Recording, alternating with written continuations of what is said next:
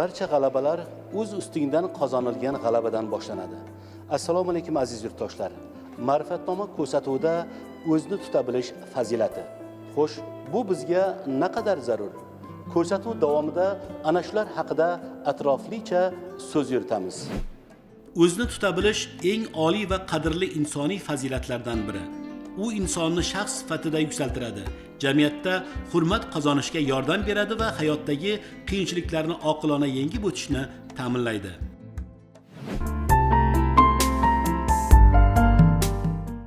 Inson o'ziga o'zi bo'ysunishni va o'z qarorlariga itoat qilishni o'rganmog'i kerak. Insonning ma'naviy qiyofasi avvalambor uning o'zini tutishi, boshqalar bilan muloqot qilish madaniyatida namoyon bo'ladi. O'zini tutish madaniyati bu insonning jamiyatda uning qiladigan ishlari, axloqiy me'yor, odob, axloq qoidalari va milliy qadriyatlarga amal qilgan holatda harakat qilishi demakdir. Ya'ni madaniyatli inson har bir vaziyatda o'zini og'ir, vazmin, bosiqlik bilan tutadi va shu orqali o'z xatti-harakatlari orqali insonlarda ijobiy taassurot qoldiradi. O'zini tutish madaniyatining muhim ko'rsatkichlaridan biri bu xushmuomalalik deb olsak bo'ladi. Xushmuomalalik inson atrofidagilarga mehr, oqibat, kichiklarga izzatda, kattalarga hurmatda bo'lishi bilan o'lchanadi, ko'rsatiladi. Bunda inson jamoada ham hamjihatlik va o'zaro ishonch bo'ladi. Jamoada o'zini xushmuomalaligi bilan ishlay olsagina. Inson madaniyatining yana bir muhim jihatlaridan biri chiroyli nutq hisoblanadi. Nutq insonning bilim saviyasi, uni dunyoqarashini ko'rsatib beradi. Chiroyli nutq nafaqat to'g'ri va ravon gapirish, balki muloqot madaniyatiga rioya qilish ham o'zini ichiga oladi. Nutq adabiy til me'yorlariga amal qilish, so'z boyligi oshirish va turli xil iboralardan foydalanish bilan insonning o'zini fikrini erkin yetkazib berishiga xizmat qiladi. Buyuk mutafakkirlarimizdan Alisher Navoiy bobomiz ham til insonning baxtga ham, kulfatga ham yetaklaydi deb ta'kidlagan so'zlari haqiqatdan ham o'ylab aytilgan shirin so'z insonlarning qalbida yo'l topsa, o'rinsiz va qo'pol so'zlar munosabatlarga putur yetkaza oladi.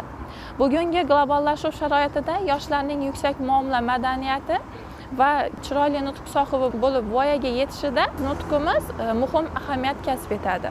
Buning uchun yoshlarimizni ko'proq kitob mutolaasiga qiziqtirishimiz, milliy va umumiy insoniy qadriyatlarimizni o'rganish, notiqlik san'atiga e'tibor qaratishimiz lozim. Kitob insonni rivojlantiradi va nutq madaniyatini yuksaltirishga xizmat qiladi. O'zini tutish madaniyati va chiroyli nutq insonning ma'naviy boyligi, axloqiy yetukligi va jamiyatdagi obro' e'tiborni belgilovchi muhim omillardan biri hisoblanadi.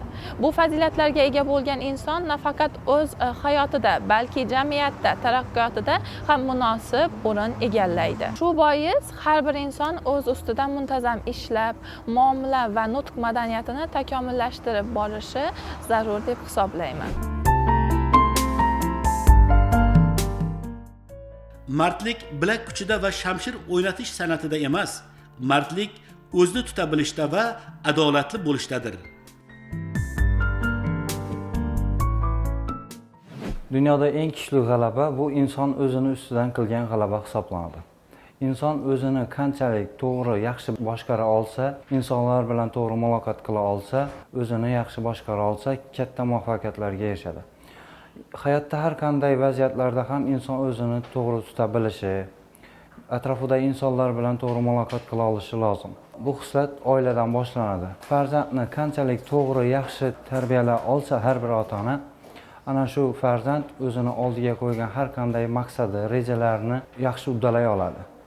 Buning uchun inson o'zini har qanday vaziyatlarda yaxshi baholay olishi, to'g'ri fikrlashi, vaziyatni to'g'ri tahlil qila olishi lozim.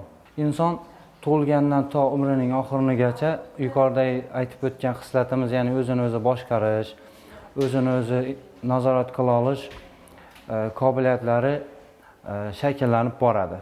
Va bu borada har bir inson bizga hayotimiz davomida dars bera oladi. Ota-bobolarimizdan qolgan gap bor, birni ko'rib fikr qil, mingni ko'rib shukr qil. Ya'ni inson har qanday vaziyatda ham o'ziga biror bir dars olishi va ana shu darsni keyingi hayot faoliyatiga qo'llay olishi lozim. Endi bu narsalarni qo'llay olishi har bir insonga katta yutuq bo'lib boraveradi. Va ana shu vaziyatlarda olingan xulosalar keyingi o'zini boshqarishiga yoki vaziyatni to'g'ri tahlil qila olishiga katta ta'sir ko'rsatadi. Amerika yozuvchisi Ernest Hemingway o'z ruhini bo'ysundirgan kishi shaharlarni zabt etgan kishidan ham kuchliroqdir deb ta'rif beradi. Demak, bu fazilat insonga qanchadan qancha yaxshi xislatlarni ergashtiradi. Aslida bularning barchasi inson etikasi va odob axloqi bilan bog'liq. Odob axloq insonning ma'naviy qiyofasini belgilaydigan bir muhim omillardan biri hisoblanadi. Chunki insonning bilimi, lavozimi bilan u yuksalmaydi. Eng muhim omil bu yerda albatta odam insonlar bu jamiyatda o'zining odobi bilan yaxshi muomalasida qadrlanadi va shunga qarab ular baholanadi. Xalqimiz odob inson ziynati deydi. Haqiqatan ham bejizga aytilmagan, chunki insonning bu odobi uning kattalarga hurmati, o'ziga topshirilgan vazifalarni sidqidildan bajarishi, mas'uliyatlilik hissi, vijdonlilik, halollik, poklik singari fazilatlari bu albatta insonning shu jamiyatdagi o'zining munosib o'rnini ko'rsatib beradi. Falsafada, fan sifatida ham bizlar etika fanini, estetika fanlarini biz o'tamiz. Ya'ni bu etika fani bunda qadimgi Yunonistonda shu Aristotel davrida shu Aristotel fanga kiritgan bo'lsa, mana necha ming yilliklardan beri bu fan haligacha ahamiyatli fanlarning biri bo'lib kelmoqda. Inson bor ekan, bu jamiyatda, mana shu olamdagi insonning xulq-atvori, uning tarbiyasi, uning bilimi hammasini ko'rsatadigan narsalar va bu juda bir dolzarb masalalarning biri bo'lib kelmoqda. Masalan, o'zimizning ajdodlarimiz necha ming yilliklardan beri kelayotgan naql maqollarimiz bor, juda bir ibratli so'zlarimiz bor. Ya'ni qush uyasida ko'rganini qiladi deydi. Masalan, olim bo'lma, odam bo'l. Birinchi navbatda insonning birinchi shu odob axloqi, etika normalariga amal qilishi zarur ekanligi, ikkinchidan bu qush uyasida ko'rganini qiladi degani ham insonning shu orttirilgan shu xulq-atvori, uning tarbiyasi bu o'zining shu yashash o'rni bilan undagi olgan tarbiyasiga taalluqli ekanligini ko'rsatib beradi. Etika fani bugungi kompyuter texnologiyalari globallashuv davrida ahamiyatini yo'qotgani yo'q. Qaytanga bu narsalar juda bugungi kunda ham kerak. Nima sababdan? Bugungi mana internet, ijtimoiy tarmoqlar deymiz. Mana shunda ham insonlarning yozishmalari, har xil haqoratli so'zlar bilan yozishlar yoki insonning sha'niga tegadigan har xil gaplarni yoki har xil bir informatsiya, axborotlarni yozishlari, bu narsa nimaga olib keladi? Bu albatta o'zining tarbiyasiga, tarbiyaning bo'lmasligiga olib keladi. Shu sababdan ham bugungi kunda masalan shu blogerlar etikasi kodeksini yaratishimiz kerak yoki ommaviy axborot vositalari, jurnalistlar kasb etikasi degan qabul qilingan, lekin mana shu ijtimoiy tarmoqda ham mana shu ma'lum darajadagi shu etika kodekslarini ham qabul qilish juda bir dolzarb ekanligini bugungi kunda ko'rib kelmoqdamiz.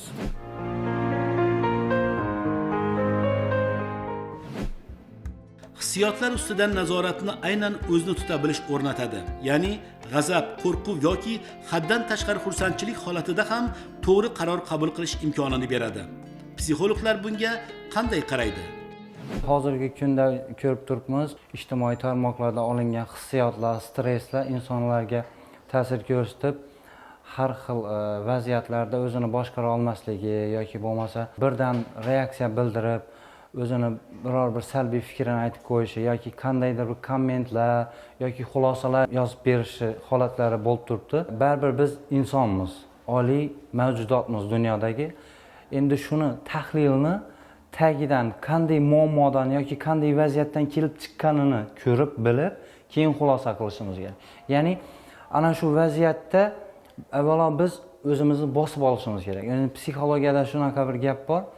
Har qanday vaziyat bo'lishidan qat'iy nazar 30 sekund o'zingni bosib ol.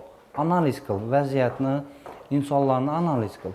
Ana keyin 30 sekunddan keyin har qanday masalan do'stimiz bo'lishi mumkin yoki bizga biror bir yomonlik qilgan insonlar bo'lishi mumkin. Ana shunday vaziyatda 30 sekunddan keyin inson o'zi bosilib oladi ekan va bu vaziyatda qanday bir yo'nalishda borish kerakligini ma'lum bir foizlarga inson o'zi uchun foydaga yaxshi xulosa chiqarib beradi ekan. Va ana shu xulosadan keyin insonga yaxshiroq bir fikrlar yoki bir yaxshiroq bir takliflar yoki ana shu muammoli vaziyatni yechish uchun bir ideyalar keladi ekan. Ana shu har bir yoshga yoki har qanday yoshdagi insonlarga ana shuni tavsiya qilgan bo'laman psixolog sifatida. Har qanday vaziyatda ham 30 sekund o'zini bosib olib, ana shu vaziyatni o'zicha muhokama qilib, ana keyin xulosa chiqarsak, biz uchun ham, atrofdagi insonlar uchun ham yaxshi bir yechim bo'lgan bo'lar edi. Barcha fazilatlar singari o'zni tuta bilish ham mashq orqali rivojlanadi. Kimki katta yoshga yetganda o'z ixtiroslarini boshqarishni xohlar ekan, bunga u yoshligidan o'rganmog'i lozim. Kundalik hayotimizda shunday yoshlarimizni kuzatamiz, ya'ni gaplashayotgan vaqtida birdaniga jahlga berilib ketishlari, birdaniga so'zimizni oxirigacha tinglamasdan o'zlarining ichidagi agressiyani chiqarish holatlari kuzatilmoqda. Buning hammasini sababi, men o'ylayman, insonni yetarlicha tushunmaslik. Ya'ni inson gaplamoqchi bo'lgan so'zlarini oxirigacha tinglamaslik, sabrsizlik deb olsak ham menimcha bo'ladi. Buning yana bir sabablarini bir tahlil qilib ko'radigan bo'lsak, hozirgi zamonimizda internetni jadal rivojlanishi, ya'ni yoshlarimiz telefondan boshini ko'tarmasdan har xil video reelslarni ko'rib tomosha qilishlari, ularning hayotda hali yetarlicha bir nima desak bo'ladi, tajribalari hali yetarlicha bo'lmaganligi sababli ularda tezroq jahlga berilib ketishi, ya'ni insonni oxirigacha tushunmaslik, eshitmaslik muammolarini ko'proq kuzatamiz. Bu narsani masalan dars jarayonlarimizda ham bo'ladi. Biz iloji boricha bosiqlik bilan tushuntirishga harakat qilamiz yoshlarimizga. Va yoshlarimizdan shu narsani so'rab qolardikki, internetdan ham o'zlari uchun kerakli ma'lumotlarni ola bilsinlar. Vaqtimiz bu bizning boyligimiz. Vaqtlarini kerakli mazmunli ishlarga sarf qilishlarini so'rab qolgan bo'lar edik.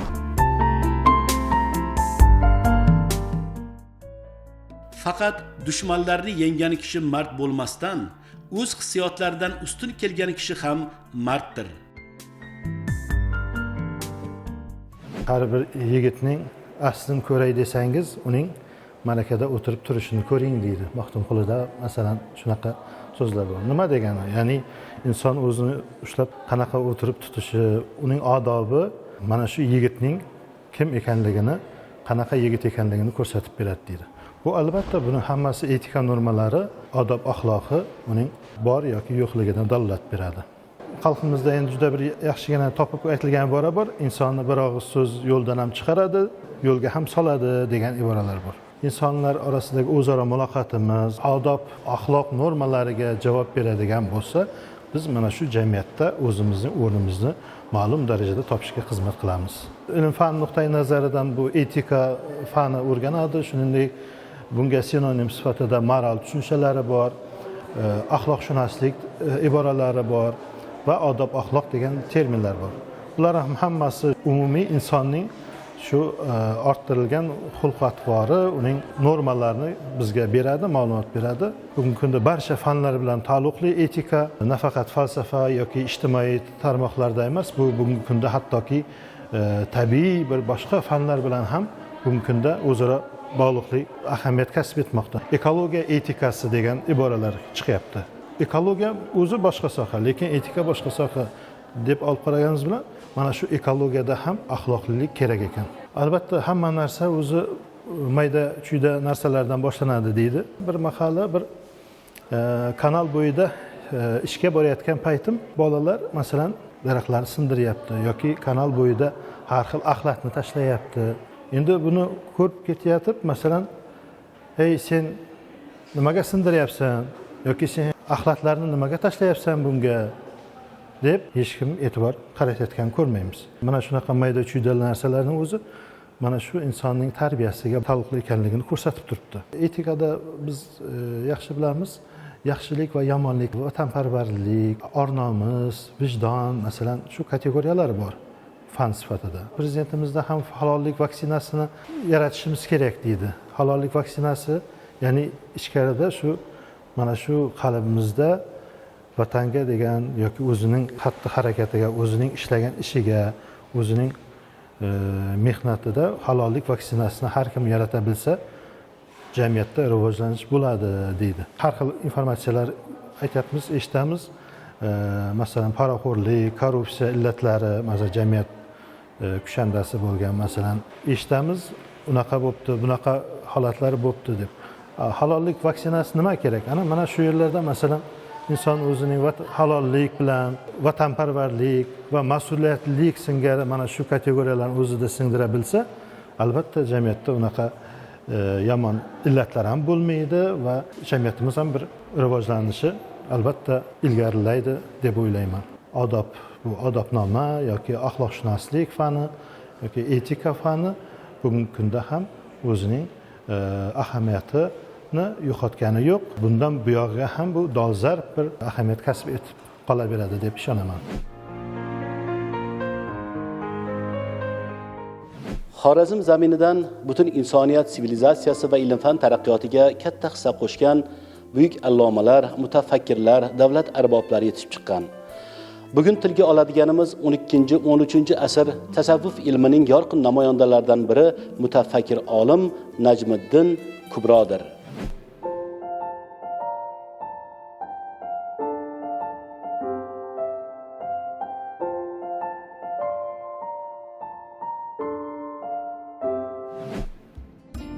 Najmiddin Kubro 1145-yilda Xiva shahrida dunyoga keladi. Uning asl nomi Ahmad ibn Umar ibn Muhammad al-Xivaqi al-Xorazmiydir. Najmiddin, Kubro, Abul Jannob, Valitarosh so'zlari bu zotga berilgan laqab, unvon va kunyatdir. U zotning ma'naviy merosi va jasoratini buyuk allomalar, tarixchilar va sharqshunoslar juda ko'p e'tirof etgan. Jumladan Abdurahmon Jomiy shayxning ulkan ilmiy va ma'naviy salohiyatini yuksak baholab, uni zamonasining eng buyuk allomasi va ruhiyat peshvosi sifatida e'tirof etgan. Alisher Navoiy esa alloma shogirdlarining ko'pligi va yetukligiga urg'u berib, uni avliyolar bunyodkori, komil insonlar tarbiyachisi sifatida ta'riflaydi. Azaldan ilm-fan beshigi, madaniyat, ma'rifatning eng rivojlangan hududlardan biri bo'lgan Xorazm diyorida asrlar davomida vatanparvarlik timsoli, tasavvuf ilmida Kubroviya tariqatining asoschisi hisoblangan Najmiddin Kubro to'liq ismi Ahmad ibn Umar ibn Muhammad al-Xivaqi al-Xorazmiy bo'lib, uning otasi Umar, onasi Bibi Xojar bo'lib, hozirgi Xivadagi Sayot qishlog'i yaqinida dafn etilgan. Ahmad ibn Umar o'zi yoshligidan ilm-fanga chonqoqligi bilan 16-17 yoshidan o'zining tengdoshlari va ilm-fan ahlining orasida ajralib turadi. Unga Najmiddin Kubro, Abul Jannob kabi taxalluslar va kunyotlar beriladi. Shunday kunyotlardan birisi Abdurahmon Jomiyning Nafaqatul Uns asarida qayd etilishicha, ya'ni u ilmga chonqoqligi va o'zining tengdoshlari bilan ajralib turishi bilan birgalikda ularni turli xil bahs munozara, ilm va diniy bahs munozaralarda ularni mot qila olganligi uchun ham Tammatul Kubro, ya'ni ulamolarning yetigi, ya'ni eng zo'ri degan ma'noni anglatadi. Shu bilan birgalikda Najmiddin, ya'ni diniy himoyachisi, diniy yulduzi kabi unvonlar ham beriladi. Vali Tarrosh laqabi ham unga bekorga berilmagan, ya'ni u kishining ilm-fanga shu darajada kirishib ketganda, ilmga shu darajada mehr qo'ygan paytlarida kimgadir nazarda tushsa yoki u bilan suhbat quradigan bo'lsa, Vali Tarrosh, ya'ni vali darajasiga ham erishganligini ko'rish mumkin. Shu bilan birgalikda Abdul Jannob, ya'ni Abdurahmon Jomiyning qayd etishicha, Najmiddin Kubro bu kunlarning bir kunida Iskandariya shahridan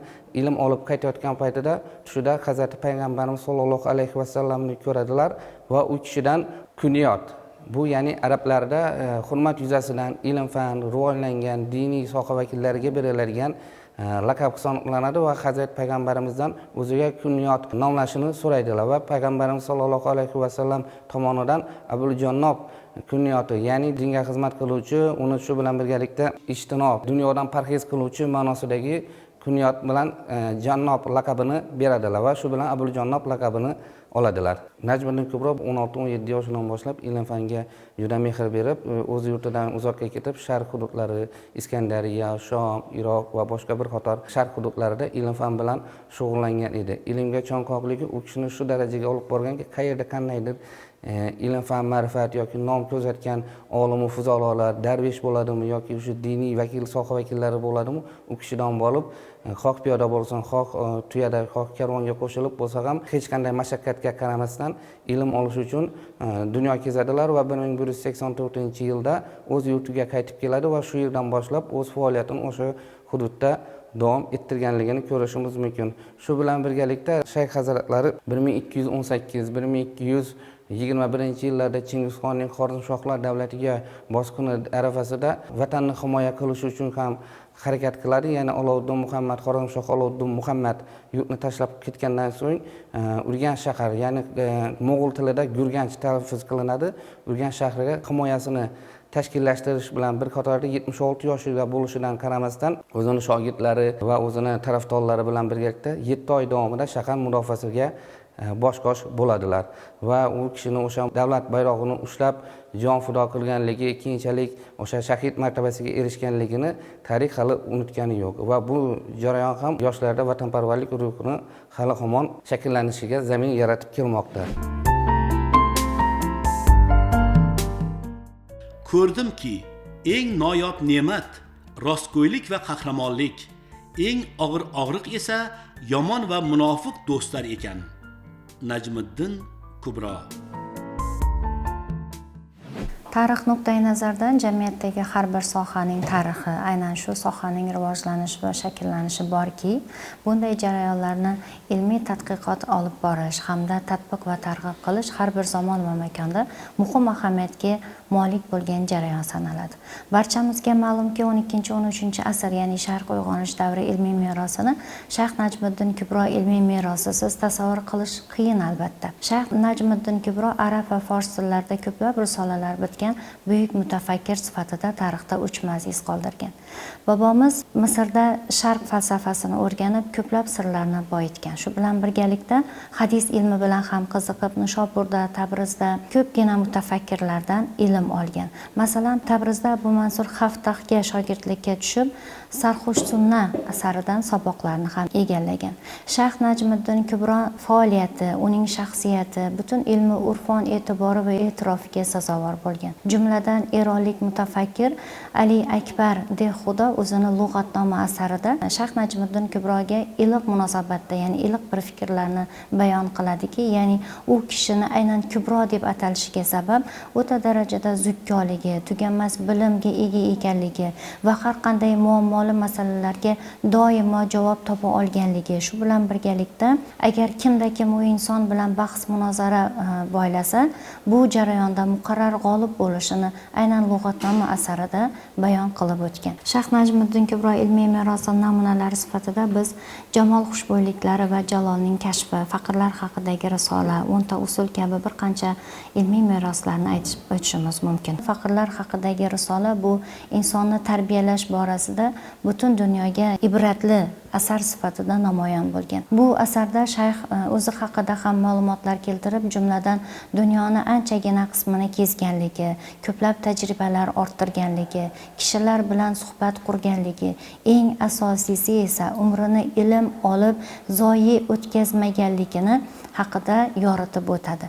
Shayx Najmiddin Kubro umri davomida barcha insonlarni yaxshilikka, ezgu amallarga, mardlik va saxovatli insonlar bo'lishiga doimo da'vat qilgan va o'zining ilmiy meroslarida ham har qanday davlatda ezgulik tarafdori mavjud bo'lsa va o'sha davlatda miskinlarning ko'z yoshi oqmasa, demakki u davlat ichki va tashqi dushman xurujidan hech qachon inqirozga uchramaydi degan ta'limotlarni bayon qilgan buyuk bir mutafakkir, Kubroviya tariqatining asoschisi sifatida tarixda o'chmas iz qoldirgan siymo hisoblanadi. Shayx Najmiddin Kubro tasavvuf ilmida o'zini ijod maktabini yaratgan, Kubroviya tarikatining asoschisi bo'lgan, uni yuzlagan shogirdlari bo'lgan, ularning ichida 12 nafar eng ko'zga ko'ringan shogirdlari bo'lib, ular faqat ilm-fan yoki o'sha tarikatni tarqatishda emas, shahar mudofaasini, ya'ni Mo'g'ullar bosqini davrida shahar mudofaasini tashkil qilishda ustozi ularni o'z yurtlariga ketishni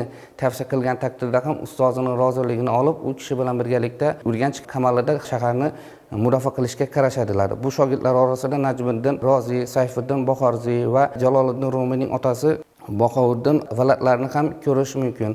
Shayx bu har bitta shogirdiga o'zi alohida mehr berib, ularni o'sha o'zidan keyingi tarikatni tarqatishda bu shogirdlarining hissalari ham juda katta bo'lganligini ko'rishimiz mumkin. Masalan, Humaviy ismli shogirdi bu shogirdlarning ichida eng ajralib turib, shayx u kishiga alohida mehr bergan va shu bilan birgalikda u kishiga o'sha dushman Mo'g'ullar bosqini arafasida shaharni tashlab o'z yurtiga ketishi va jonini saqlashni tavsiya qilganda ustozning hurmati yuzasidan u kishini tashlab ketmaydi va u kishi vafotidan keyin, ya'ni Shayx Najmiddin Kubro vafotidan keyin 30 ta qo'lyozma va asarlarni Humaviy yaratib, bularni tarikatni biz keyingi avlodlargacha yetkazib bera olgan hisoblanadi. Mo'g'ullar bosqinidan keyin 1221-yilda Shayx Hazratlari vafot etadi va o'zini shahid maqomiga erishgandan so'ng o'zini shu ilm o'rgatadigan dargohiga dafn qilinadi. 14-asrda Mo'g'ullardan bo'lgan Qutlug' Temur tomonidan u kishiga atab ko'hna Urganch, hozirgi Turkmaniston Respublikasi Toshkent shahrida maqbara bunyod qilinadi. U kishining asarlari, u tarikati keyinchalik Sharq va boshqa bir qator hududlarda yanada rivoj topib, o'zini keyingi umrini yasab kelmoqda. Mustaqillik yillaridan keyin u kishini yaratgan tarikati, u kishini ilm-fanga qo'shgan hissalarini yosh avlodga, ilm-fan ahliga yetkazish uchun 1995-yilda Shayx Hazratlarining 850 yillik yubiley keng nishonlanadi. U kishini boy merosi yosh avlodga, ilm-fan ahliga hozirgi kunda ham xizmat qilib kelmoqda. Muvaffaqiyatni sa'y-harakatda, muvaffaqiyatsizlikni esa loqaydlik va dangasalikda, baloni tilda, halovatni esa sukutda ko'rdim. Najmiddin Kubro. Najmiddin Kubro tarixiy shaxs. Biz yoshlari bugun oliy ta'limda kubroiylik ta'limoti, tarixan, falsafa, dinshunoslik fanlarida yaqindan yondashamiz. O'zi Najmiddin Kubroni yashagan davri 12-13 asrlar to'g'ri keladi.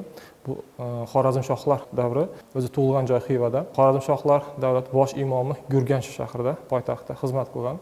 Endi Mo'g'ullar istilosigacha Najmiddin Kubroning yordami juda yaxshi bo'lgan. Kubroiylik ta'limotdan bilamiz. Kubroiylik ta'limoti vatanparvarlik ta'limoti aslida, lekin diniy qaraganda bu tarikatga to'g'ri keladi. Endi bir nechta tarikat bor, Yasaviylik, yana Kubroiylik ta'limoti, keyin ana Qodiriylik ta'limoti bor, lekin Kubroiylik ta'limoti Xorazmda bo'lgan. Najmiddin Kubro Xorazmshohlar davlatining bosh imomi bo'lgan, juda kuchli karomatli kishi bo'lgan. Uning karomatini hatto Mo'g'ullar ham aytib o'tadi, chunki Mo'g'ullarga Xorazm kuch bilan egallash oson bo'lmagan. Kubroyni, demak, qarashlari, uni shogirdlari kuchli himoya qilgan Xora Gurganchni. Kubroiylik ta'limoti falsafiy qaraganda boshqa ta'limotlardan farq qilgan. Diniy ta'limot bo'lsam, ko'proq vatanparvarlik kuchli bo'lgan. Faqat diniy tarafdan emas, faqat itoat, ibodat yo tilovat qilish emas, balki vatan uchun hashar bormi, to'y bormi, aza bormi, yo xonning xizmati bormi, shu vaqtlarda demak kuchli turganlar. Misol uchun boshqa tarikatlarga qaraganda Kubroiylik ta'limoti soddoroq bo'lgan. Najmiddin Kubro Xorazm uchun jondan bergan kishi. Biz uchun bugun namuna bo'lsa vatanparvar shaxs bo'lgan. Bu kishi haqida darslarda talabalik vaqtimda ko'p o'qirdik, eshitdik, ma'ruza, seminar bo'lar edi. 2010-yilda ziyoratga borib qoldik. Turkmanistonning Ko'hna Urganch shahrida qabri joylashgan. Shu yerda Najmiddin Kubroning qabri bor ekanligini bilar edim. Kubroni shu qabrini, maqbarani ko'rdik. Ko'p vaqt bo'lgan. Biz 1200-yildan keyin 800 yil yaqin vaqt o'tgan bo'lsam, demak qabrini ziyorat qildik. Shu vaqtgacha hali restavratsiya bo'lgan, lekin qabr juda toza saqlangan, hali tushmagan, hammasi top-toza turibdi. Kuyovi Ali bilan ro'parama yaqin joyda dafn qilingan. Davr shu vaqt o'tdi, lekin kubroiylik ta'limot bugun ham demak yoshlar uchun namuna bo'lib kelayotir. Faqat O'rta Osiyo, balki islom dunyosi Najmiddin Kubroni yaxshi eslaydi. Chunki shu vaqtda pirlar, avliyolar yetishib chiqqan, demak madaniyat rivojlangan, shaharsozlik rivojlansa, Kubroning ta'limoti, demak har bir oilada ma'rifat bo'lgan. har bir oilada kitob bo'lgan, din bo'lgan. Xorazmshohlar davlati, butun Markaziy Osiyo davlatlari kubrolik ta'limoti keng tarqalgan. Diniy deb aytiladi, lekin ko'proq kubroda falsafiy qarashlar yuqori deb bilaman, chunki odob, axloq birinchi o'rinda qo'yilgan va ana shu diniy emas, balki dunyoviylikni yuqori aks ettirgan. O'zbek xalqining ma'naviy xazinasi asrlar davomida tasavvufiy g'oyalar va ma'naviy qadriyatlar bilan uyg'unlashgan. Va bu zanjirning eng yorqin vakillaridan biri Shayx Najmiddin Kubro hazratlari va u kishi asos solgan kubroviyalik tariqatidir. Mazkur tariqatga 13-asrdan boshlab to 18-asrning oxirlarigacha bo'lgan arab musulmonlari tomonidan keng yoyiladi. Ma'lumki, ushbu tariqat vatanni sevmoq iymondandir degan shior ostida uni nafaqat so'zda, balki amalda ham isbotlagan. Najmiddin Kubroning tariqati, u yaratgan tariqatda insonning ichki dunyosi, ya'ni botini xususida so'z ketadi va unda insondagi mardlik, vatanparvarlik, sadoqat masalalari xususida so'zlar ketadi. Xususan, buyuk mutafakkir, tarixchi olim Rashididdinning guvohlik berishicha, Mo'g'ullar bosqini davrida Shayx Najmiddin Kubro hazratlari ular bilan katta urush olib borganlar va bu urush davomida ular vafot etadi, ya'ni davlat bayrog'ini mahkam quchgan holatda vafot etadi va Mo'g'ullar faqat vafot etgandan so'nggina uning barmoqlarini kesgan holatda bayroqni undan tortib olishadi. Bu shundan dalolat beradiki, Shayx Najmiddin Kubroning vatanga bo'lgan muhabbati va sadoqati naqadar kuchli bo'lganligidan dalolat beradi. Shayx Najmiddin Kubroning merosi biz yoshlarga katta o'rnak namunasini o'tab kelmoqda. Xususan, Shayx Najmiddin Kubro o'zining tariqatida keltirib o'tadiki, asosan insonlardagi sadoqat, vatanga bo'lgan muhabbat, halollik, ezgulik, mehnatsevarlik kabi fazilatlarni ulug'lagan va yoqlab chiqqan. Bugungi kunda yoshlar o'rtasidagi katta muammolardan biri bu vaqtni samarasiz o'tkazish, maqsadsizlik kabi muammolarni ko'rar ekanmiz. Unda Shayx Najmiddin Kubroning ilmiy merosi bizga katta turtki bo'ladi va bu ilmiy merosni biz o'rganar ekanmiz. Vaqtimizni to'g'ri sarflashni, ya'ni ota-bobolarimizdan qolgan ilmiy merosni qadrlashni va ularni chuqur o'rganishni ko'rishimiz mumkin. Alloma asosan tariqatida har bir inson avvalo o'zini tarbiyalashi lozimligini aytib o'tadi va bunda biz yoshlar uning tariqatidan ilmiy merosni o'rgangan holda avvalo o'zimizni tarbiyalashimiz va o'z ustimizda ishlashimiz kerakligini tushunib olishimiz mumkin. Tarix, Najmiddin Kubroning ilmiy merosi bu faqat tarix emas, balki biz yoshlar uchun ajoyib ibrat maktabidir. Ko'rdimki, umr va dunyodan ko'ra tez o'tib ketadigan, o'lim va oxiratdan ko'ra yaqinroq, orzudan ko'ra uzunroq, xotirjamlikdan ko'ra go'zalroq narsa yo'q ekan deydi Najmiddin Kubro. Shunday ekan, o'tkinchi dunyoda bir-birimizdan mehrni qizg'onmasdan, jahlga erk bermay o'zimizni tuta bilmog'imiz, hayotimizga xotirjamlik va mazmun bag'ishlashga intilmog'imiz zarur.